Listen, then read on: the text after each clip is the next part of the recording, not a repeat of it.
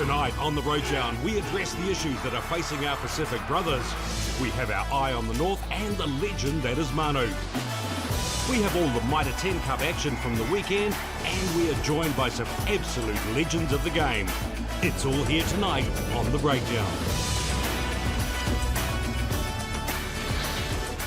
G'day, welcome into The Breakdown. Great to have you with us here tonight on Sky Sport. I'm Jeff McTainsh, and it's a pleasure to be joined, as always, in some really esteemed company here on set. Former All Blacks Ali Williams, Sir John Kirwan, and tonight, Sir Michael Jones.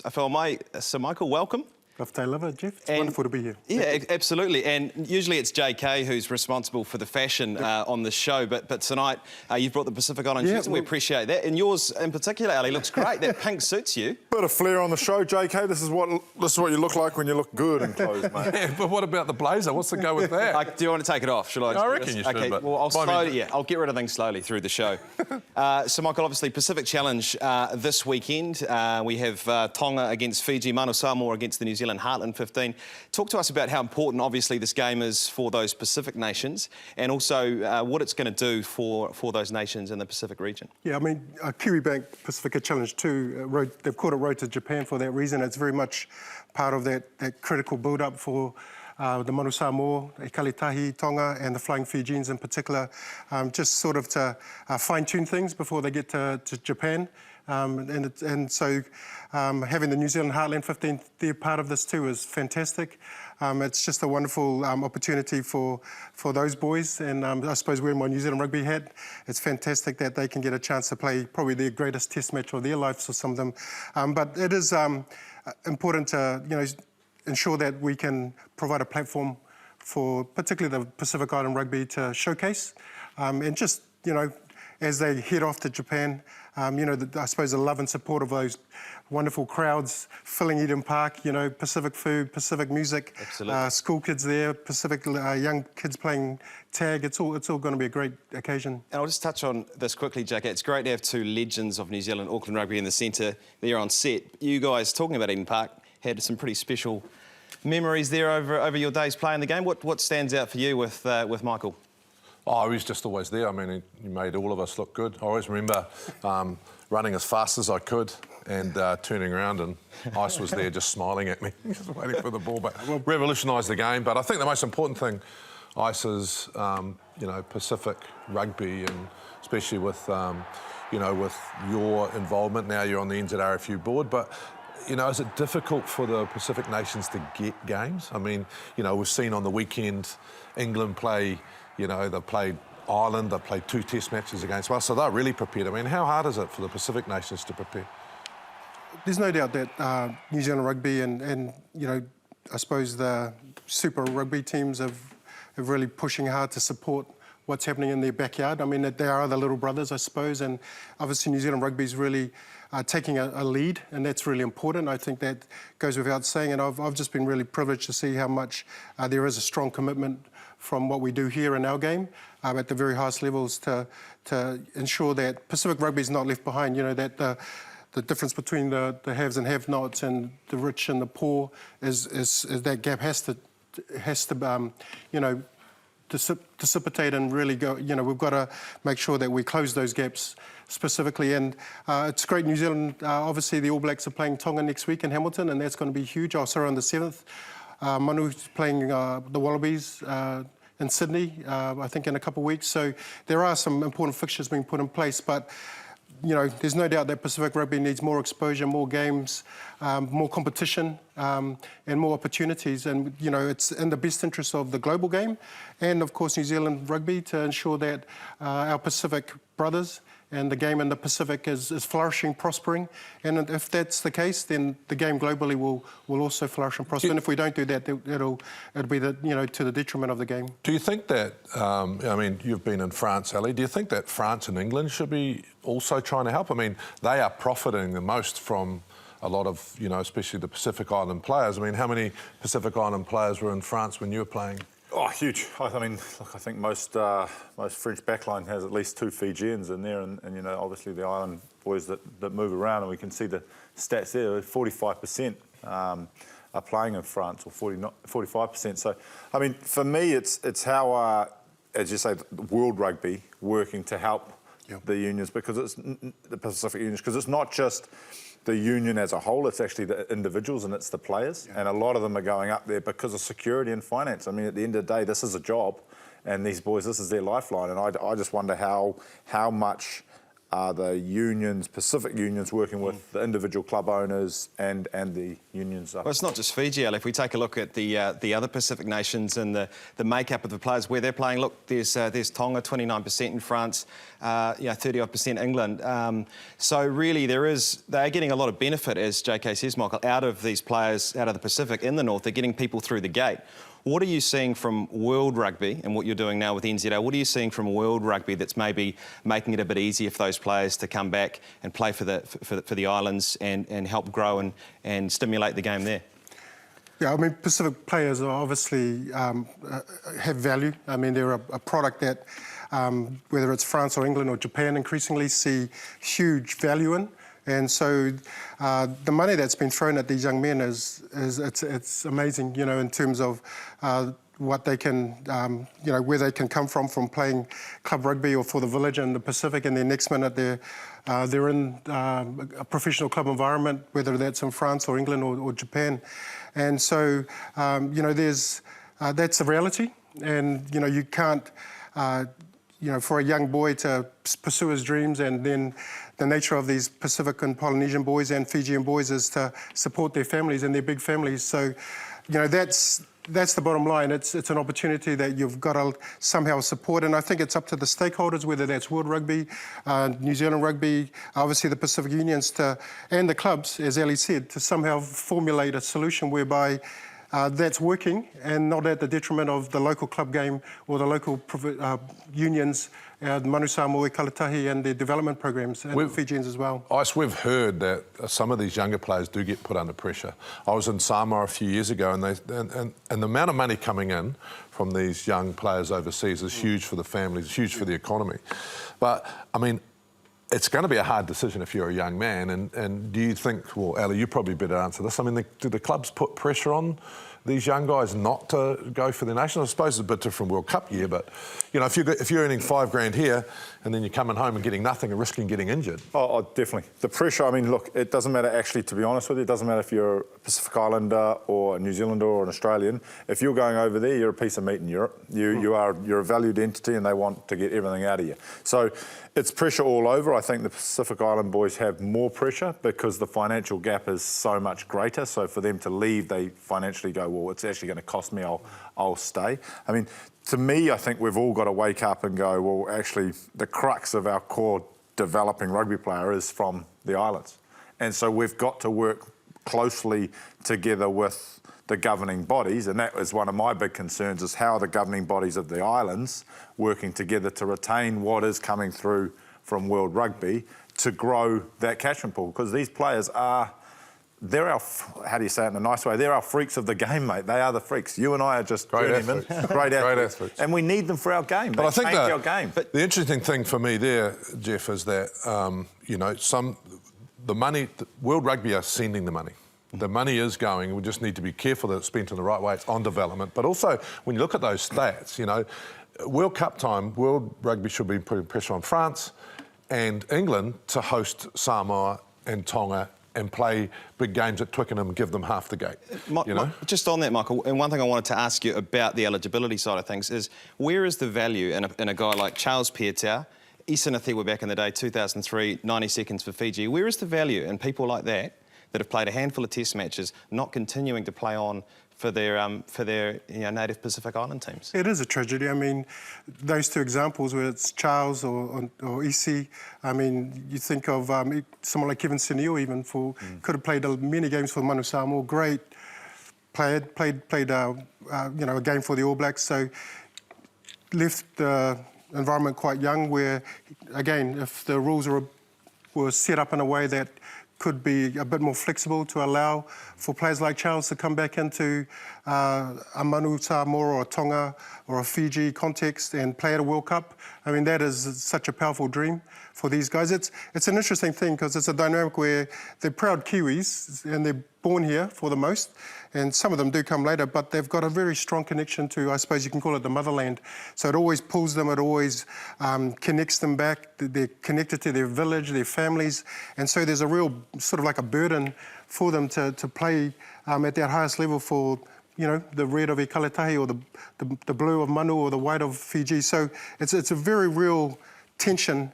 And again, if for World Rugby and for the global game, if we can see guys like that playing a bit later in their careers, adding value and adding to the strength of these teams, it's got to be a good thing. But it's just the process.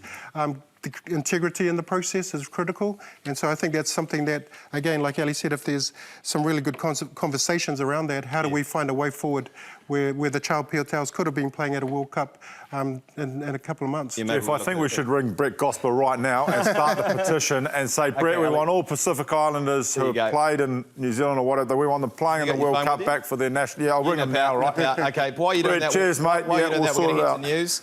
Steph, with the rugby news, what's been making news around the world? Thanks, Jeff. Now, South Africa are in the headlines for all the wrong reasons at the moment.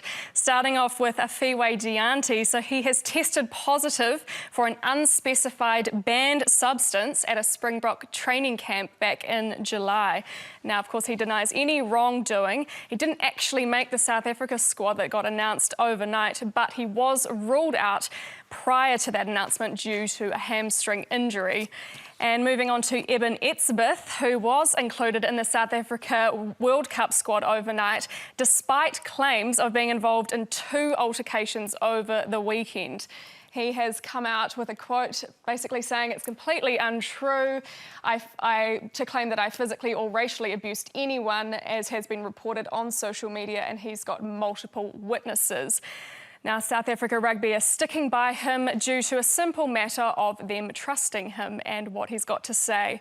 So it's not the kind of press that any team would be wanting this close to a World Cup, but hopefully it doesn't affect their build-up at all. Now, some news from yesterday is that Liam Squire has given Steve Hansen the green light to be selected for the World Cup squad. So all eyes will be on the All Blacks World Cup squad announcement, which is happening tomorrow. And former England rugby star James Haskell has announced his MMA career. Look at him, what a rig. Yeah, he does that. So he's definitely had some history on the field. The 34-year-old confirmed that he will compete in the heavyweight division, and his first fight will be in 2020. So I think, Ali, that potentially this could be a future career for you. You've got height. You know, you've certainly got reach. Would you entertain maybe a bit of Bellator, bit of UFC? What is happening to the world, mate? The Hask. I mean, look, you're a good-looking man, kid, but I think you're going one step too far. Look at it here. He's trying to kiss Joe Marler rather than actually whack him. I think Jared Hoata gave him a good right hand one game, so... I mean, anyway. He might be a good-looking man now, but he won't be if he does it now. Hey, what's he thinking? Mate, anyway, brave though, moving on. Brave. So, speaking of England, the boys in white absolutely thrashed the Irish 57-15 over the weekend. All of the pressure is now on Irish coach Joe Schmidt. I think we were underdone. We were a bit heavy-legged. I know we can get better than that. I know we have to, and. You know, I think the players will take responsibility for making sure that they do everything they can to turn it around next week and then build forward the week after that, because what really matters is in 4 weeks' time. But we still have to accept that we weren't nearly good enough today, and we've got to be a lot better next time we're out. The great thing for us, that's a step up today, which we wanted from the 2 Wales game. We were able to win some good set-piece ball, and the backs attacked really well, and it was a beautiful day today. As we said before, good for cricket. How's the Ashes going? But we know we've got a lot more in us. We deliberately curtailed our preparation for this game, so went in a little bit underprepared. So I'm pleased the way the players handled it, but we can get considerably better than this. So we are now joined by Will Greenwood, all the way from England. How's it going, Will? Can you hear us all right? I can hear you very well, guys. G'day, Will. I'm actually James Haskell's old school talking to you. MMA. He was doing some coaching, and yeah, it's a fascinating career change. It's not one I'm too keen to follow. Hey, welcome to the Breakdown, Will Greenwood. It's a pleasure to have you with us. Obviously, former World Cup winner with England. What's coming from the north, Will? We're a wee bit maybe concerned after what the English did to Ireland on the weekend, building momentum nicely ahead of Japan. Yeah, a few things happened in the past 2 or 3 weeks. I think Wales again have just announced themselves as a World Cup contender. They were super good at the Principality Stadium to turn over England, who went there sort of 10 days ago. Ireland, look, we're going to focus on how good England were, but Ireland, you've got to think that it's their first real hit out. They did play Italy, but with a second string. So maybe we can give Joe and the boys a little bit of slack, cut them a bit of slack for their level of performance. But in terms of England, I mean, as powerful and as clinical as we've seen in Eddie Jones's era, it was a superb performance. Can you show us where you are, Will? We're a bit confused. Are you lying down, or are you against a wall, an obstacle course? Where are you? Oh, there we go. Beautiful. I've got the lads. Got the lads in behind me. We've got to start training in about 15 minutes. And in the meantime, I'm joining you lovely people in New Zealand. Greens, Ali Williams here, mate. Hey, obviously not in England because I can see the sunshine. But talk to me about Joe Marler and Sinclair as a combination, because obviously Marler was put in the wilderness after him and Eddie Jones didn't get on at a pub one night, and then we all know what Sinclair's like. How do you reckon they're bolstering the team, the tight five? Oh, look, I thought Sinclair's performance was one of the standouts. I mean, the tries went to sort of Thokanasiga and Daly in the backs in the first half. In the second half, there were some huge runs from Billy Vunipola, Mario Tojic. But linking it all in amongst it was with Sinclair's hands. He's playing almost like a first or second receiver. So he has that threat to carry. He's a big, powerful beast. He's quick off the mark. But at the same stage, what England seemed to have discovered, not overnight, they've been working on it for 2 years, is the ball control in and out of contact. In the build-up to Daly's try, it was Sinclair to Itoje to Vunipola, Vunipola back to Sinclair. In a space about the size of your TV studio, which is very un-English, that ability to go straight forward, square on, vacate the space, get to an outside arm, leave it in the space, support runner through the middle. And I think that was the most positive aspect, the desire of this England team to play. They've tried to run through brick walls for 2 years, and people have found a way to stop them. So now they've found a different way to get to the trial, which gives you options. As you know, you've got to have options if you're going to win a World Cup. Well, JK here, Tuolangi made a huge difference. I mean, ex-centre, you wouldn't want him running at you, but he just really gives fantastic gain line, and they seem to be a different team, a bit more confident when he's out there. Yeah, look, you know, I've written a piece this week. He's a little bit of a Ben Stokes character in that he always believes he's going to make the hit. He always believes he's going to make the game line. And everyone looks around in the change room and thinks, it's all right, we've got Manu in here today, so we've got some X factor. I think the most pleasing thing from Manu was the fact we sort of know he can do that. Nothing surprises that he can do that. But actually, his ability to back it up, to stay out there, to play 73 minutes, and to get stopped in the tackle a couple of times and then go again. Now, as a power athlete as he is, with groin and adductor problems, to be able to come almost to a standstill and then go again and power out of tackles suggests he's got no residual worry about his body, which is a spectacular boost for England's chances.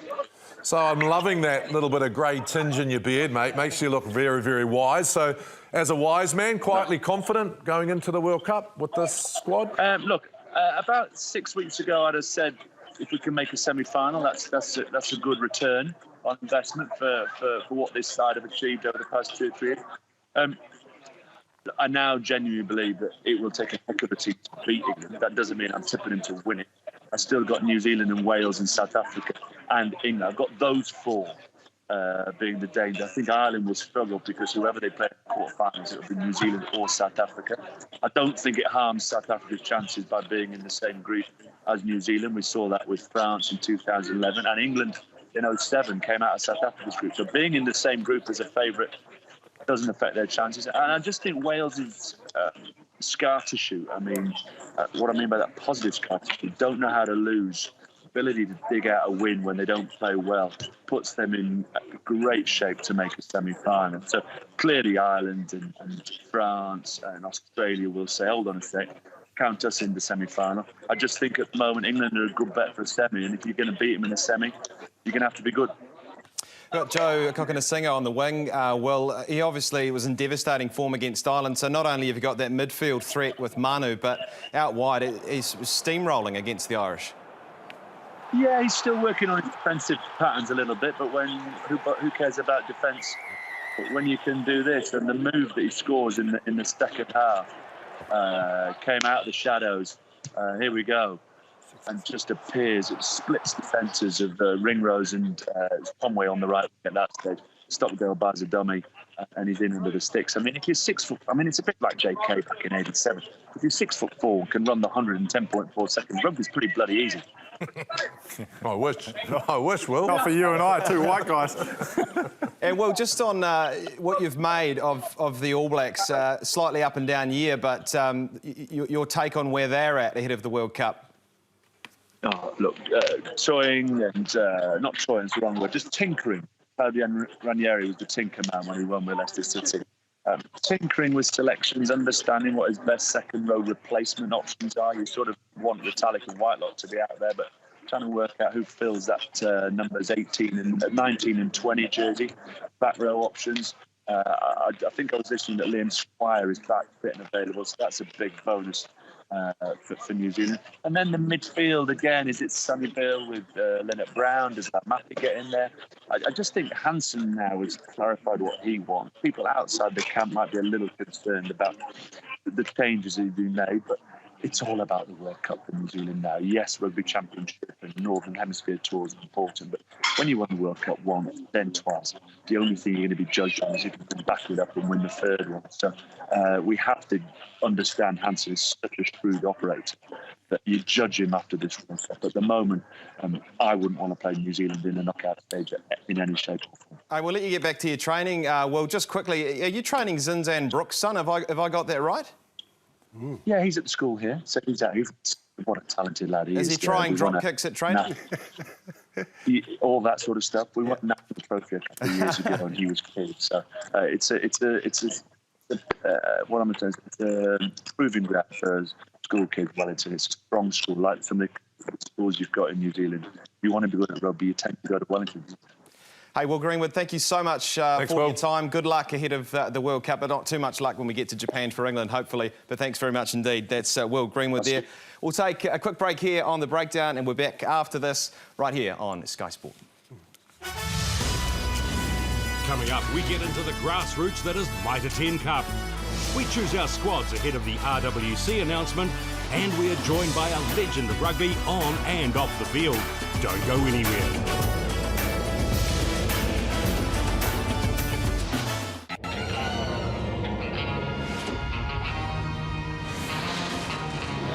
Replaced by another new face, Nasi Manu. Well, here's Nasi Manu. Manu runs into a big hole, looks to offload and does. Big, strong, and loves the carrot. There's a good plowing run by Manu. Smashes into Franco Fundamurva and keeps going as well. Nasi Manu comes away with it, straightens and runs into a hole too. Up to stand back, and Nasi Manu powers towards the line. Nicely done by Nasi Manu. He's Captain Manu, Nasi Manu, big and strong carry, the back up Oh my goodness. Wow. It's Nasi Manu who sparked it.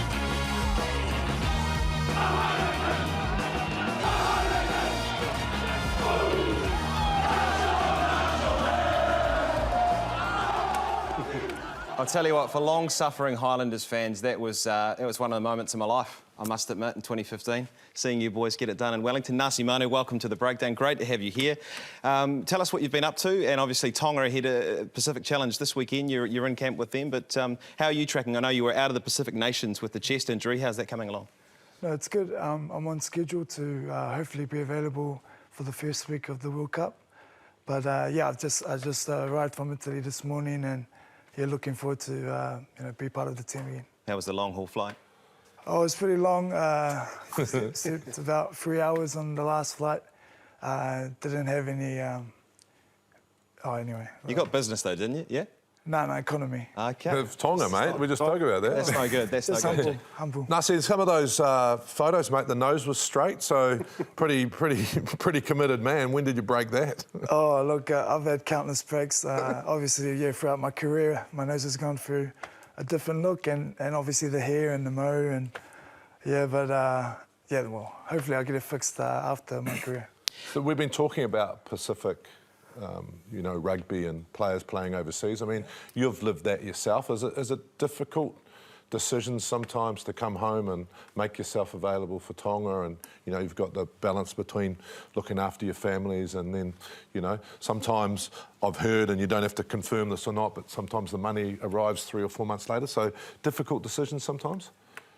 Yeah, I think I guess the reputation of what happens in the island teams, of, you know, maybe the delayed pay or not much pay. You know, it's quite hard for I guess young islanders deciding to leave maybe the New Zealand dream or the Aussie dream, going overseas to, you know, secure some money, but also for their worth. It's worth keeping your eligibility open, which used to be 3 years, and then you could play for whatever country you lived in, but now it's 5. You know, I think it might get more of the, you know, Pacific Islanders, the best playing for their island, so that might work out. You alluded to it before, Michael, about the, you know, the eligibility rules and whether they need to be a little bit more relaxed. Do you think perhaps that needs to be the case? Maybe reduce that 5 years and guys like we talked about, Charles Pietau, Malakai Fekitoa, players like that being available? Sure. So there probably is an argument where a player's going from, you know, Tier 1 or to a Tier 2 team. I think, you know, there needs to be, again, some real flexibility and a review of just how stringent those rules are. Just, again, there's so much upside of ensuring not only for an individual young man that he can chase that dream and still pursue a professional career, as Nasi has, but at the same time to strengthen the game in the islands. And so, again, the aspirations for a young Tongan boy to see Charles Pietau playing in, you know, that wonderful red jersey, that just lifts a whole generation of young men to believe they can do it. And so it's important to ensure that somehow we can find a way to, whether it is, you know, reviewing them and just establishing what, again, can work, but you've still got to keep the integrity of the game around. You know, you don't want players, I think, was it Shane Howarth, what did we call it? Howarth Gate or something, yeah, you know, yeah. So there has been, you know, some history where unless you're very clear and there's well-defined and there's real credibility, you can undermine that integrity of that whole process and of the game, in fact. But there definitely needs to be some way we can find a way forward and find a real solution to this. Nasi, I know you're in my old hometown, well, my wife's town of Treviso, but last year, obviously, well loved in the town, you're playing great football, and then you had a big setback, diagnosed with cancer. We were all shocked. I mean, that must have been an amazingly trying time for you, and good to see you here, man. Mm-hmm. Yeah, no, it was definitely a defining moment in my life. And end of August, I found I had testicular cancer, and yeah, I went through a whole roller coaster of emotions, but I think the main thing I got out of it was just a bit of perspective. What was really important in my life and what didn't matter. And yeah, I think if I go back to those feelings, you know, I'm just happy to be here, happy to be close to maybe playing. And yeah, just with my family, you know, got my family, so that's all that matters. And the process was you went to Milan and did all the treatment, and now you're in remission and you can play. That's... Yeah, the care I had in Italy was, yeah, the best I could get, I guess. And went to Milan, got the best person in oncology to write my program up. And yeah, during the chemo, the love and support I received from everyone, and particularly my club, you know, it was really emotional. They all shaved their hair, didn't they? Yeah, it was a great gesture, and it really got me through a tough time. So it was good. Nasi, the experience that you take from New Zealand and the clubs that you went, I remember playing with a young, very green Nasi Manu. Was good fun after hours too, mate, which is one of the most important parts. But the fact that, what is that experience that you take from New Zealand rugby and take it overseas? And do they listen and do they understand where you've come from in terms of New Zealand and how we play? Yeah, I think. Look, I've been pretty lucky to be involved in a lot of great environments with the Canterbury setup, the Highlanders, and Crusaders, and went through like some good coaches with Robbie Deans, Rob Penny, Jamie Joseph, Tony Brown, and the list goes onwards. But yeah, I guess moving overseas was a big shock to me. Just how the gap. There was a gap, or maybe it was just the club I went to, but just the rugby knowledge of general Kiwis or Super Rugby is just at a higher level. And yeah, in terms of the input, I'm old school, like I don't go in and these are my ideas, let's do it this way, this works. I'll work hard to earn my respect, and then their respect, and then hopefully change things. And then off the field, did you find it easier, more enjoyable being a rugby person off the field in terms of family and the environment, or did you prefer the New Zealand off the field culture? Because it is very, very different from a place where you walk down the street and everyone knows you to going to Italy where people only know JK. Look, it wasn't like walking around in Dunedin, but no, it was really nice. And yeah, it was nice when rugby was over during my training. When it was over, I went home and I was just me, it was just me and my wife, and Nasi, it was good. Tell us about, you obviously went through the cancer scare, you came through that, and then, as you said, you got some more perspective on life. You're named in the Tonga squad for the Pacific Nations Cup. Yeah. Big year for you. Tell us about being back involved in that environment and what that's bringing back to you. Yeah, I guess since I found out I was made remission in June, the dream of playing rugby again, became reality. And, I'd hoped that Toto was gonna name me in the Pacific Nations Cup or in the squad. And, yeah, for him to name me just shows a lot of faith that he has in me. And, yeah, I want to repay that back. And, yeah, to be involved in the environment, oh, mate, every day's... my birthday, every day I'm happy. Yeah. The World Cup, and how's it shaping up? I know you've only just got back into the squad, but, I mean, you're building nicely. You're happy with where the team is at? Yeah, I think, look, the strength and conditioning team, they have a big plan, and alongside with Todai. And, we might not have gone into, our recent TSS fresh as we could have, but it's all an aim for the 22nd of September to be firing, to be our best. And I'm sure that's the same approach all the nations have going to World Cup. First World Cup? Yeah, it's my first World Cup, and it's we're not there yet, but it'll be a dream come true. Obviously, for every young player, like this, the biggest stage rugby has to offer, and you know how many drop kicks you took when you're younger to win the World Cup final. Yeah. So no, I'm really looking forward to the opportunity. Yeah. The importance of having the Nasis of the Pacific and New Zealand rugby being able to play, and it's a testament to Nasi and his own journey, and that he inspires not just again his teammates. And I know that the feedback I've got from the Kalatahi is having someone of Nasi's ilk, and not just as a player and his experience and all that Super Rugby exposure and playing in Canterbury, but also the inspiration of his story. I think that's what's really powerful. And again, we really acknowledge the fact that you're there, mate, and that you're bringing so much wisdom, but also rugby nous.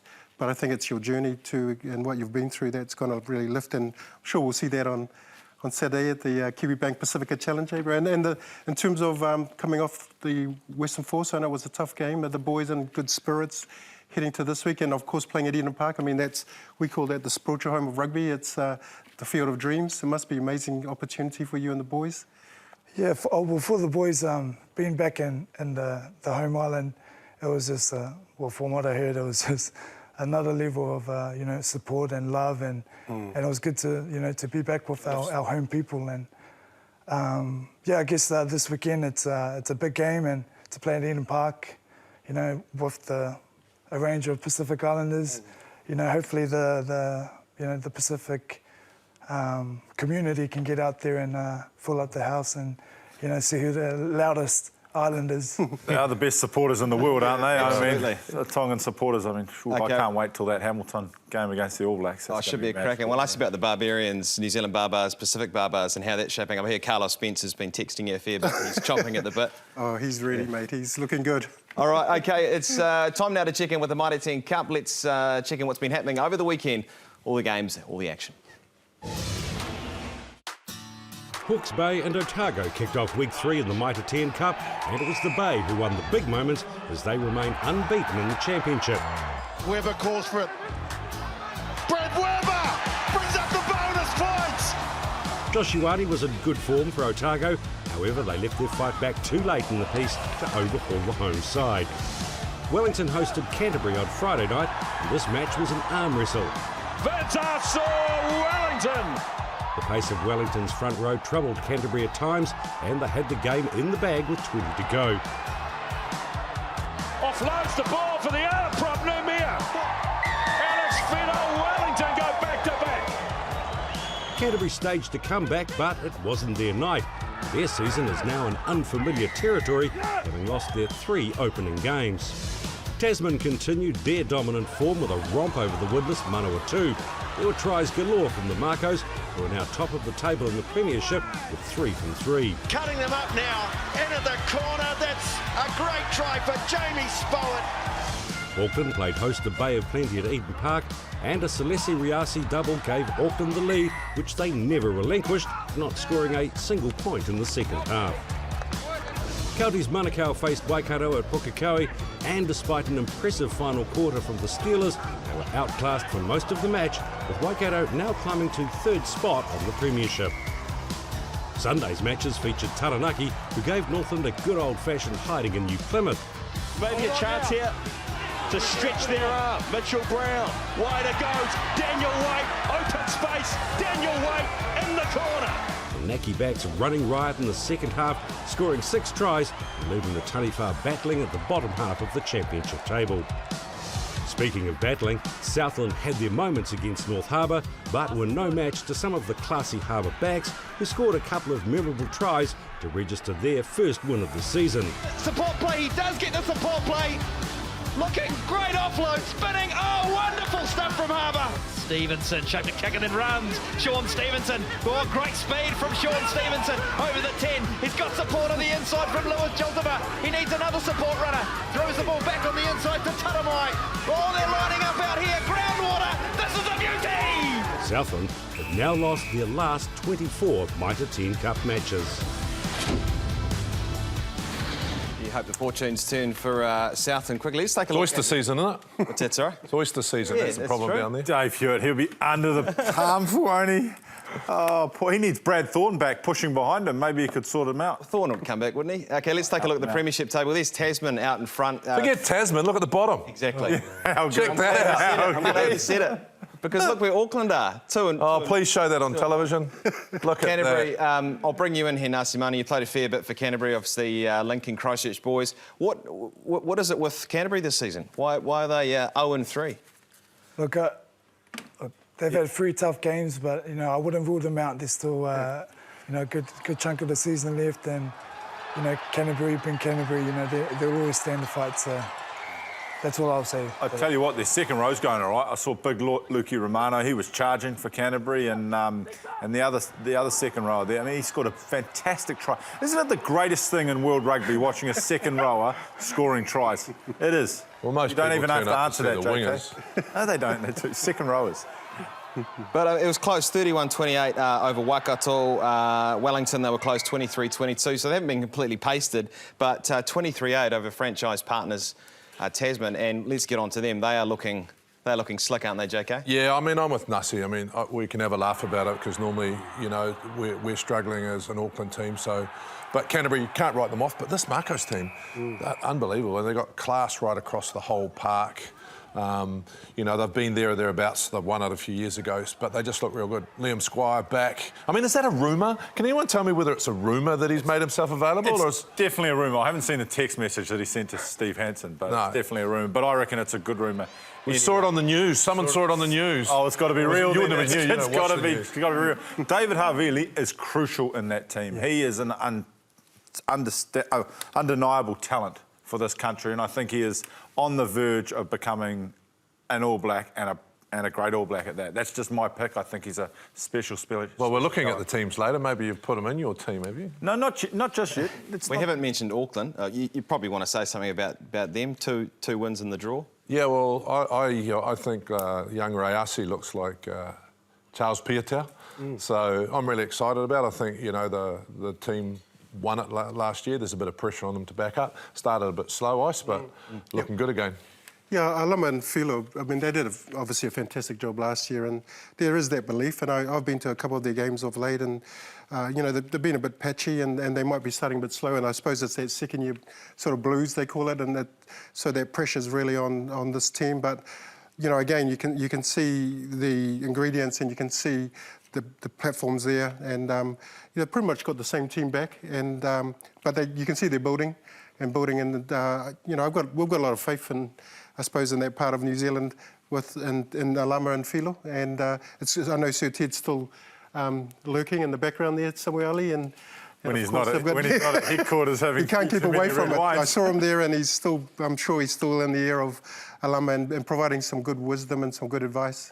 Indeed. Well, Nasi, thank you so much for coming in on the breakdown tonight. Good luck this weekend for Tonga and the Pacific Challenge. All the best with the injury, and hope that the World Cup works out for you. Thank you. Thanks for coming in.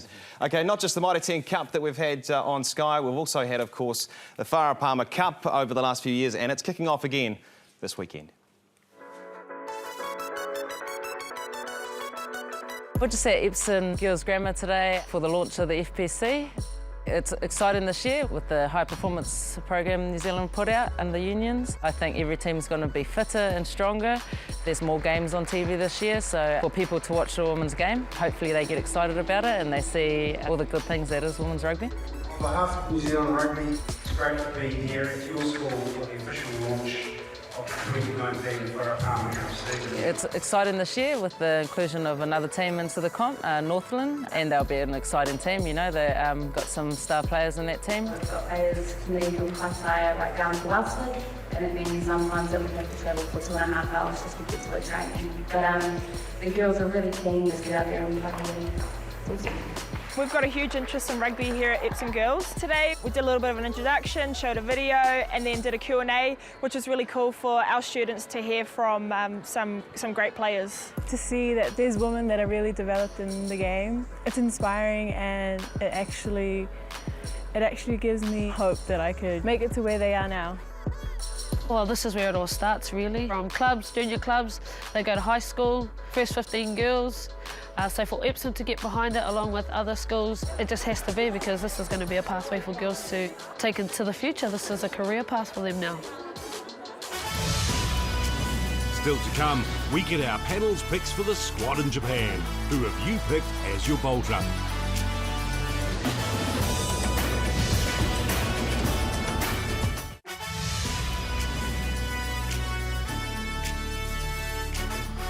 G'day, welcome back into the breakdown here on Sky. Great to have you with us.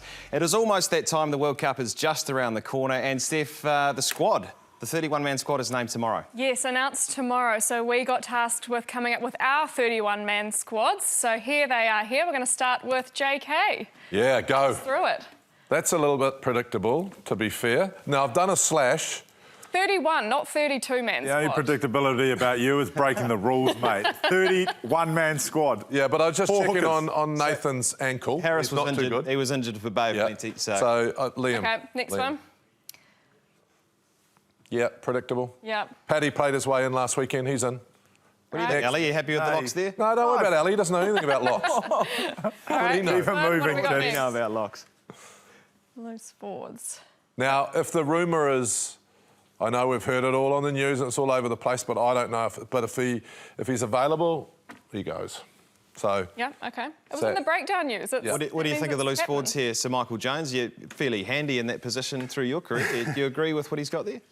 Yeah, I think Sir JK's onto it, and the fact that if Liam is available, there's probably a high chance. I know that you know, he's highly regarded in that space, and Shag and the team, you know, they seem as an important part of the mix. But I think the key part there is definitely Sam, Artie, and Kieran, and the way they're playing, and I really love that mix, and I think that's looking good. Okay, what's up next? halfback's predictable, but only 2 first fives I've gone with. Yep. Because it's just a quick 10-hour flight, so I think they're just going to take 2. Okay. So yep, next. Centres. Yeah, and probably everyone's going to go... Hey, where's Ryan? Is Ryan Yeah, hang on a sec, let me talk about Ngani Laumape. I think he can also cover wing. Oh, my gosh. Did you just say that? Just relax. When was the last time do not Laumape start started talking about playing the wing? backs. You started talking about the locks, I talked about the backs. I went past it quickly. But Ngani Laumape can cover wing. Sonny Bill was probably under pressure from Crotty, but he played exceptionally well last week, and Crotty hasn't been on the field, so it's just hard. All right, next one, what have we got? Outside backs. There's 20 of them, I'm sure. Well, they are the most important part. I mean, they're going to win us the World Cup, these guys. But no, pretty predictable. Unfortunate for Enor and guys like that. But good squad. Sever Reece, George Bridge played them well. Not bad, not solid bad. squad. Who we got next? Yeah, so since Ali thinks he knows everything, what's your squad? Is it my squad? Yeah. Your time, okay. mate. Well, let's have a look here. Look, it's pretty predictable front row. Nipo Lalala, I thought he really sturdied it up, and I think he's challenging internally Owen Franks and the likes. Yep. So I think we're all on the same wavelength there. My mystery ball here is Jackson You are kidding yourself. You've left Patrick out. I have left Patrick. Did you not watch the test match last I think week? it's a harsh call. It's a harsh call. Did you not see the game he played against? Look, if I was a selector and you and I were discussing things, it would be hard because you talk too much sometimes. All right. But I think he offers something in the loose in those middle matches. That's what I think, rather than Paddy who can just play out and out second row. Adjudicating Sir Michael Jones. Hemoport, you agree with Ali? He offers that little bit of... Yeah, it's a tricky one. I've probably got to have an umbrella of grace being on the New Zealand Rugby Board, but yeah. You can sit on the fence. Yeah, I'm sitting on the fence. There, good stuff. I mean, I think again, like JK, I think you know, I think Tuipoloto's done some good work to maybe sort of give himself an edge, but hey. It's an interesting one, Naily, and you're the expert on this space. Like anything, these are just our opinions, and we're not the coaches, and we're not the selectors. What's next, and actually, we don't know anything. What's next? What have we got? We've got the loose forwards, and now I've chucked in another mystery ball here, and I think Luke Jacobson is an unknown quantity in a World Cup. I think he brings energy. I also think he's going to be the one that's going to fit into the mix in those middle matches. As Sir Michael said before, those 3, Kieran Reid, Artie Severe and Sam Cane... You can't leave Matt Todd. They are lethal. But Liam Squire's selection... Matt Todd, you're quite right there, John. Liam Squire contradicts your Hemopole selection because you didn't take him as a loose forward, but Liam Squire covers that. Covers it's loose forward, you're right. And lock, you're right. Okay, so I'm moving bolstering on, that position up. What have we got? Halfbacks? Pretty standard. Look, if you'd be a silly, moronic mutant if you didn't take 3 first fives just through rugby history, World Cup history anyway, so I've gone for 3 first fives. John? Sir John Kirwan. Move on. All right, moving on. Ryan Crotty, you can't go without him. Yep. And then the back 3, back 4. Sever Reece, he's our bolter this year, and you've got Geordie Barrett, he can cover both fullback and wing. So that's a World Cup winning squad there. All right, Jeff, I just want to run through mine really quickly. So if we can go to the graphics, fairly stock standard up front there. Yep. Same. Let's move on. Liam Coltman there, obviously, is an extra loose forward in my mind. Locks, yeah, pretty stock standard there. Hopefully Ali agrees. I've told on before. Matt Todd. I see a lot of value in Matt Todd.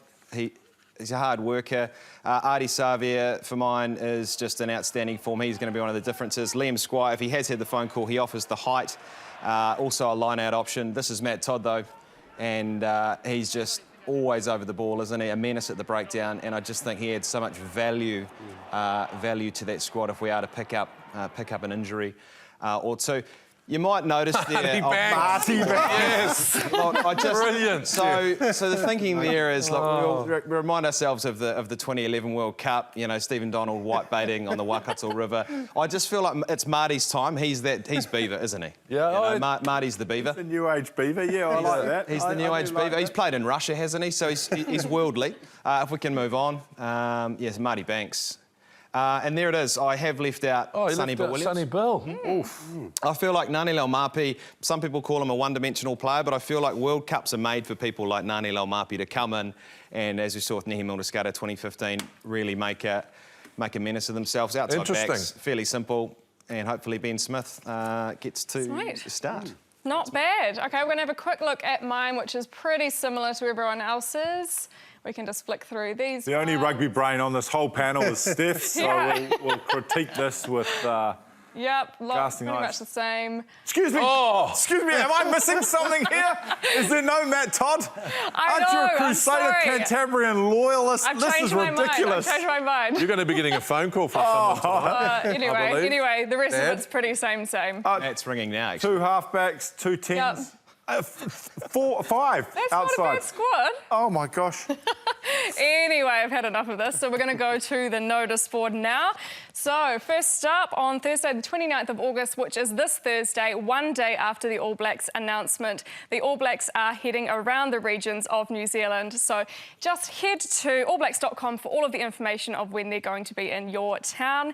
And also Pacifica Challenge 2. There's going to be loads of music, performances throughout the day. It's going to be an absolute cracker, and it's brought to you live by Sky Sports. So, head along to that. That's it. Thanks very much, Steph. That is almost us here on The Breakdown. So Michael Jones, all the best this weekend. Pacific Challenge, seeing Tonga, Fiji, Manu Samoa and the Barbars in action, the Provincial Barbarians. The New Zealand Heartland 15. Exactly.